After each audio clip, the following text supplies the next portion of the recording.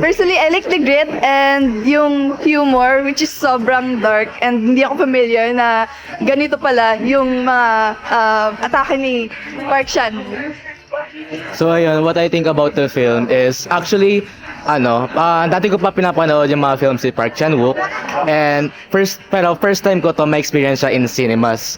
So actually, very proud moment nga na parang nahila pa ako dito sa ganitong event, and it's very an honor rin na ma-experience ang isang film ni Park Chan-wook na isasabak pa niya sa Oscars. So I think it's an honor rin, and as of right now, natuwa ako sa film. So actually, sa mga films ni Park Chan-wook, kadalasan talaga it takes time for me, it takes time to process ba.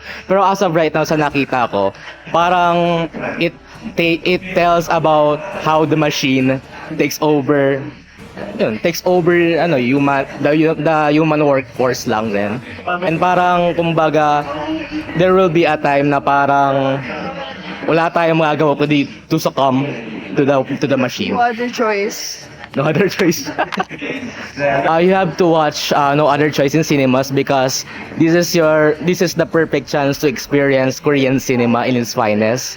Kasi maganda na entry point niyo, may kilala kayong K-drama na artista, marami actually.